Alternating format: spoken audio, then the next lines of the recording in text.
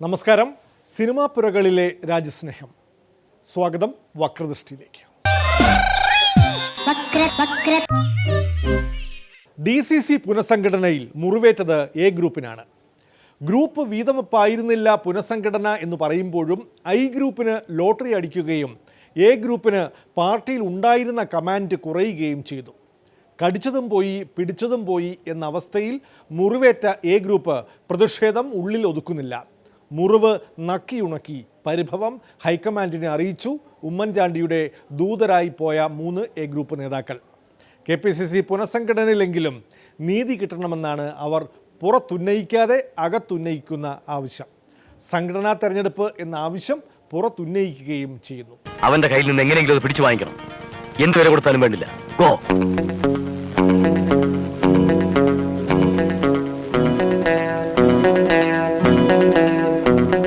ഞങ്ങളതിനെക്കുറിച്ചുള്ള അഭിപ്രായങ്ങൾ, പ്രത്യേകിച്ച് ശ്രീ ഉമ്മൻചാണ്ടി നേരത്തെ ഒരു അഭിപ്രായ പ്രകടനം നടത്തിയിട്ടുണ്ട്. ആ കാര്യങ്ങളൊക്കെ അദ്ദേഹത്തിൻ്റെ ശ്രദ്ധയിൽ ഞങ്ങൾ പെടുത്തി. ഇനി കിട്ടാതിരിക്കോടാ, എന്റെ തലേ കിട്ടും. എനിക്കങ്ങോട്ടും ഏത് തരത്തിലുള്ള പുനഃസംഘടനയ്ക്കും ഒരുപാട് പ്രശ്നങ്ങൾ വരാം. അതുകൊണ്ട് സംഘടനാ തെരഞ്ഞെടുപ്പ് നടത്താമെന്ന് പറഞ്ഞിട്ടുണ്ട്.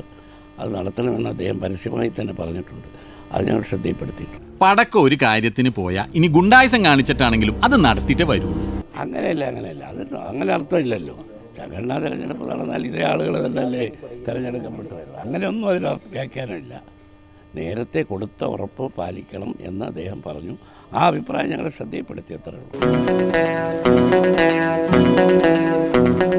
ഗ്രൂപ്പ് അടിസ്ഥാനത്തിലാണോ പുനഃസംഘടന എന്ന് ചോദിച്ചാൽ അല്ല. എന്നാൽ തിരഞ്ഞെടുക്കപ്പെട്ടവർക്ക് ഭൂരിഭാഗം പേർക്കും ഗ്രൂപ്പ് ഉണ്ടുതാനും. ഒരു ഇടവേളയ്ക്ക് ശേഷം സംജാതമായ ഈ ഗ്രൂപ്പ് അനിശ്ചിതത്വം പാർട്ടിയിൽ പുതിയ വസന്തം കൊണ്ടുവരുമെന്ന പ്രതീക്ഷയിലാണ് സുധീരൻ ജി. കൂടുതൽ ശക്തിപ്പെടുത്തി മുന്നോട്ട് കൊണ്ടുപോയി പാർട്ടിയുടെ ജനകീയ അടിത്തറ സർവ്വതലത്തിലും കൂടുതൽ ശക്തിപ്പെടുത്തുന്നതിന് ഈ പുനഃസംഘടന വളരെയേറെ സഹായകരമായിരിക്കും. ഗ്രൂപ്പുകളുടെ നഷ്ടം പാർട്ടിയുടെ നേട്ടമാകുമെന്ന പ്രതീക്ഷയും പ്രസിഡന്റ് അദ്ദേഹത്തിനുണ്ട്. പക്ഷേ നഷ്ടം എ ഗ്രൂപ്പിന് മാത്രമാണല്ലോ. ഇനി ജംബോ കമ്മിറ്റികളുടെ മേധസ് കുറയ്ക്കുക, KPCC പുനഃസംഘടിപ്പിക്കുക തുടങ്ങിയ കലാപരിപാടികളിലും നഷ്ടം. നാളെ ആർക്കെന്നും എന്തെന്നും ആർക്കറിയാം. ഈ മാധ്യമങ്ങളിൽ വരുന്ന വാർത്തകളൊന്നും ശരിയല്ല. കാരണം ഇത് ഒരു കാര്യത്തിൽ ഇവിടെ ഗ്രൂപ്പുകളൊക്കെ നിലവിലുണ്ടായിരുന്നു, നിലവിൽ ഇപ്പോഴും ഉണ്ട് എന്ന കാര്യത്തിലൊന്നും സംശയമില്ല. പക്ഷേ ഈ പട്ടിക എന്ന് പറഞ്ഞാൽ ഏതെങ്കിലും ഒരു ഗ്രൂപ്പിൻ്റെ അടിസ്ഥാനത്തിലുള്ള ഒരു പങ്കുവെപ്പ് എന്ന് ആരും പറയില്ല. കേൾക്കാൻ നല്ല രസമുണ്ട്. പാർട്ടി പ്രവർത്തകർ ആഗ്രഹിക്കുന്നത് സംഘടനാ തിരഞ്ഞെടുപ്പാണ്. ഇനി അങ്ങോട്ടുള്ള കാര്യങ്ങളിൽ സംഘടനാ തിരഞ്ഞെടുപ്പ് നടത്തി കാര്യങ്ങൾ മുമ്പോട്ട് പോകണം എന്നുള്ള അഭിപ്രായം ഞാൻ നേരത്തെ തന്നെ നേതൃത്വത്തെ അറിയിച്ചിട്ടുണ്ട്. ആ അഭിപ്രായം തന്നെയാണ് എനിക്കുള്ളത്. പക്ഷേ ഇത് ആരുടെയും നഷ്ടത്തിൻ്റെയോ ലാഭത്തിൻ്റെയോ പ്രശ്നമല്ല. പാർട്ടിയുടെ നേട്ടം, പാർട്ടിയുടെ ശക്തി. ഇതിൽ പാർട്ടി പ്രവർത്തന രംഗത്ത് പാർട്ടി വളരെ ശക്തമായി മുന്നോട്ട് നീങ്ങുന്നു. അതിനെല്ലാവരും സഹകരിക്കുന്നു. അതിന്റെ പ്രത്യാഘാതം മേഘം എന്നുള്ളതിന്റെ ഇയാളെ പഠിപ്പിക്കൊന്നും വേണ്ട. പ്രത്യാഘാതം അത് ഭയങ്കരമായിരിക്കും. എന്തും നേരിടാൻ തയ്യാറായിട്ട് തന്നെയായി നാടകത്തിൽ ഇറങ്ങിത്തിരിച്ചിരിക്കുന്നത്. ചലച്ചിത്രമേളയിൽ പ്രദർശിപ്പിക്കുന്ന ചിത്രങ്ങൾക്ക് മുമ്പ് ഇനി മറ്റൊരു നിയമപ്രകാരമുള്ള അറിയിപ്പ് കൂടി നൽകേണ്ടി വരും. ദേശീയ ഗാനത്തിന് എഴുന്നേറ്റ് നിൽക്കാത്തത് ആരോഗ്യത്തിന് ഹാനികരം. എഴുന്നേറ്റ് നിൽക്കാത്തവരെ തിയേറ്ററിൽ കയറി പിടിക്കുമെന്ന് കേരള പോലീസും. തിയേറ്ററിൽ പോലീസിന് എന്ത് കാര്യം എന്ന് ചില ചലച്ചിത്ര കാണികളും കൂടി ചോദിക്കുന്നതോടെ ചലച്ചിത്രമേളയിൽ ദേശീയ ഗാനത്തെക്കുറിച്ച് വിവാദമായി. സുപ്രീം കോടതി വിധി വന്നതോടെ ഉത്തരവ് നടപ്പാക്കേണ്ടത് പോലീസിൻ്റെ ബാധ്യത ആയിരിക്കാം. പക്ഷേ ഉപദേശിച്ചു വിടുന്നതിന് പകരം ബലം പ്രയോഗിക്കുന്നത് പിണറായിയുടെ പോലീസിന് ചേർന്ന പണിയല്ല.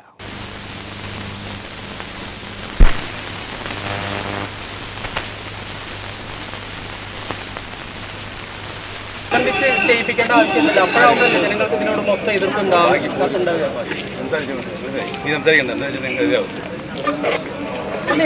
ഇതെന്താ എനിക്കൊന്നും മനസ്സിലാകുന്നില്ല. കാരണം കാലിന് അത്രയും പിന്നെ എനിക്ക് ഇതിലുള്ളതാണെന്ന് പറഞ്ഞിട്ടുള്ള ഞാൻ ഞാൻ പറഞ്ഞില്ല പരിശോധിക്കാം, ഡോക്ടറോട് പരിശോധിക്കാമല്ലോ.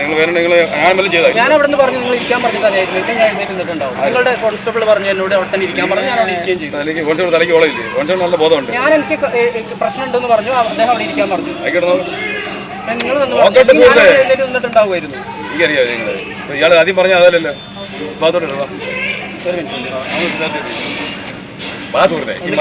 മസിലൊന്നും പിടിക്കുന്നില്ല.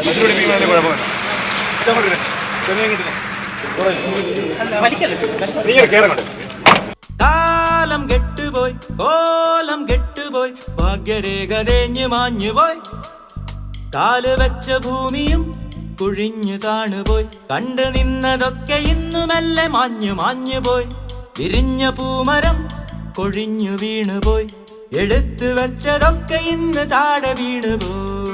കാലം കെട്ടുപോയി, കോലം കെട്ടുപോയി, ഭാഗ്യരേഖ തേഞ്ഞു മാഞ്ഞുപോയി.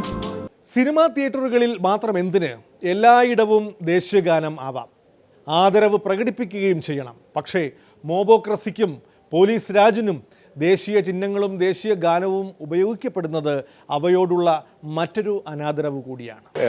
എവിടെ നിന്നാണ് ഈ നിർദ്ദേശം വന്നതെന്ന് അറിയില്ല. പെട്ടെന്ന് പോലീസ് നിശാഗന്ധിയിൽ നിന്ന് 6 പേരെ അറസ്റ്റ് ചെയ്ത് കൊണ്ടുപോയത് അത് നിർഭാഗ്യകരമായി പോയി എന്നാണ് എനിക്ക് പറയാനുള്ളത്. അങ്ങനെ പോലീസിൻ്റെ ഇടപെടൽ ഉണ്ടാകാൻ പാടില്ലായിരുന്നു.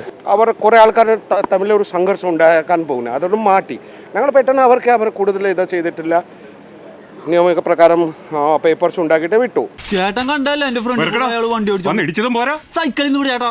നീ അങ്ങോട്ട് പോവാ? ഞാനല്ല, ആ താടിക്കാരനാണ്. നീ പെറുക്കി വെച്ചിട്ട് പോയാ മതി. ഇത് സൈക്കിൾ ഞാനൊന്ന് എത്തിക്കഴിച്ചു എന്നെ കാണുമ്പോ.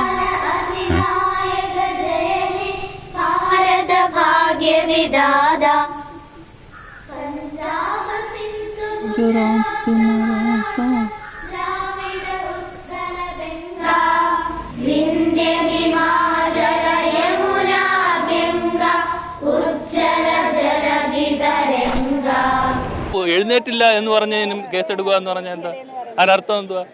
ഹൃദയത്തിൽ ഓരോ ഇന്ത്യക്കാരൻ്റെയും ഹൃദയത്തിലുണ്ട് ഞാൻ ഇന്ത്യക്കാരനാണെന്ന്. പക്ഷെ ഒരു ഭയം ഉണ്ടാക്കുന്ന രൂപത്തിലാണ് ഇപ്പോൾ വന്നിരിക്കുന്നത്. എഴുന്നേൽക്കുക, അല്ലെങ്കിൽ പോലീസൊക്കെ സിവിലിയൻ വേഷത്തിൽ വന്നിട്ട് പിടിച്ചുകൊണ്ടുപോകുക എന്നൊക്കെ പറയുന്നത്. ഒരു 5 പ്രാവശ്യം സിനിമ കാണുന്ന ഒരു 5 പ്രാവശ്യം എഴുന്നേറ്റ് നിൽക്കണം രാജ്യസ്നേഹം കാണിക്കാൻ. അതൊക്കെ വളരെ ഒരു സമൂഹം ഫാസിസത്തിലേക്ക് എങ്ങനെയാണ് വളരുന്നതെന്നുള്ളത്. ഇങ്ങനെയാണ് ദേശീയതയിലൂടെയാണ് എപ്പോഴും ഫാസിസ സമൂഹത്തിൽ വേരൂന്നിയിട്ടുള്ളത്.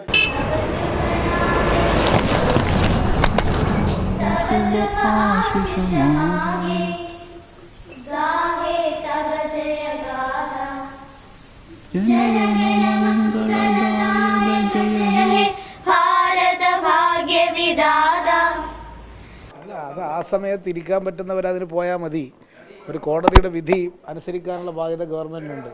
ആ സമയത്ത് കഴിഞ്ഞിട്ട് കരുതാൻ മതിയല്ലോ അങ്ങനെയുള്ള ആളുകൾ. ഇതിന് തീരെ സഹകരിക്കാൻ പറ്റൂലെങ്കിൽ ഇതൊരു ദേശീയ ഗാനവുമായി ബന്ധപ്പെട്ടൊരു വിവാദം ഉണ്ടാക്കേണ്ട പ്രശ്നം തന്നെ ശരിയല്ല.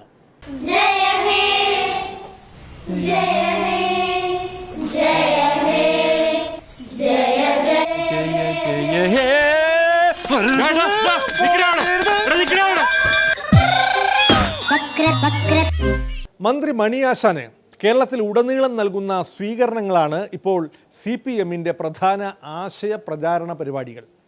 മാവോയിസത്തെക്കുറിച്ചാകട്ടെ മോദീസത്തെക്കുറിച്ചാകട്ടെ കയ്യും കലാശവും കാട്ടി പ്രസംഗിക്കാൻ മണി ആശാൻ മാത്രമേ ഉള്ളൂ. മാവോയിസ്റ്റുകളും തീവ്ര ഇടതുപക്ഷക്കാരായ നക്സലുകൾക്കുമെതിരെയുള്ള CPMന്റെ പ്രത്യയശാസ്ത്ര നിലപാട് വിശദീകരിക്കാൻ മണി ആശാൻ മാത്രമേ ഉള്ളൂ എന്ന് വന്നാൽ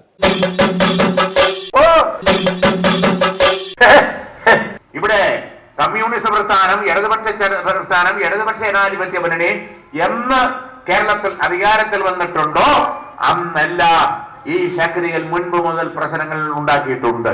1967 EMSന്റെ ഗവൺമെന്റ് നിൽക്കുമ്പോഴാണ് പുൽപ്പള്ളി പോലീസ് സ്റ്റേഷൻ ആക്രമണവും കൊലപാതകവും നടത്തിയത്. എത്ര സംഭവങ്ങൾ! മാറോ ചൈനീസ് കമ്മ്യൂണിസ്റ്റ് പാർട്ടിയുടെ ചെയർമാൻ മാത്രമല്ല, ഞങ്ങളുടെ ചെയർമാൻ എന്ന ആശയം ഉയർത്തിക്കൊണ്ട് പ്രവർത്തിച്ചവരെല്ലാം പ്രിയമുള്ളവരെ എവിടെ ചെന്ന് അവസാനിച്ചു എന്ന് ചരിത്രം പരിശോധിക്കുന്നു എന്നുള്ളതാണ്. സായിബാബയുടെ അനുയായികളായി മാറി, ഇല്ലേ, മതപ്രവാചകന്മാരായി മാറി. ഞാൻ നേരിട്ട് കണ്ടിട്ടുണ്ട് പ്രിയമുള്ളവര്. വെള്ളത്തൂവൽ സ്റ്റീഫൻ എന്ന് പറയുന്ന മനുഷ്യന് എനിക്ക് പരിചയമുള്ള ആളാണ്. ഞാൻ CPIMൽ പ്രവർത്തിക്കുമ്പോൾ അദ്ദേഹവും അന്ന് വെള്ളത്തൂവൽ ബ്രാഞ്ചിലുണ്ടായിരുന്നു എന്നുള്ള കാര്യം ഞാൻ ഓർമ്മിക്കുകയാണ്. അദ്ദേഹം സുവിശേഷ പ്രസംഗം നടത്തുന്നത് ഞാൻ നേരിട്ട് എന്റെ കണ്ണുകൊണ്ട് കാണേണ്ടി വന്നു എന്ന കാര്യം ഞാൻ ഈ അവസരത്തിൽ ഓർമ്മിക്കുക. വേണു എന്ന് പറയുന്ന ഒരു എഴുത്തുകാരനുണ്ട്. അദ്ദേഹം വലിയ ഉടമ്പിപ്ലവകാരിയായിരുന്നു. ആ വേണു ഇന്ന് രാജ്യത്തെ ബൂർഷാസിയുടെ കൊടലൂത്തുകാരനായി മാറിയത് കണ്ടവരാണ് ഞങ്ങൾ എന്ന കാര്യം കമ്മ്യൂണിസത്തെ പറ്റി സംശയമുള്ളവരെ ഓർമ്മപ്പെടുത്തുവാൻ ഞാൻ ഈ അവസരം വിനിയോഗിക്കുകയാണ്. വേണു ഇപ്പോൾ എഴുതുകയാണ്, അതൊന്ന് വായിച്ചു നോക്കിക്ക്. വില നിശാബോധം ഉണ്ടോ? ആ ബൂർഷാസിയുടെ ചട്ടുകമായി മാറി വലിയ പ്രകൃതിയും മനുഷ്യനും എന്നും പറയുന്ന വലിയ പുസ്തകമൊക്കെ എഴുതിയതാണ്.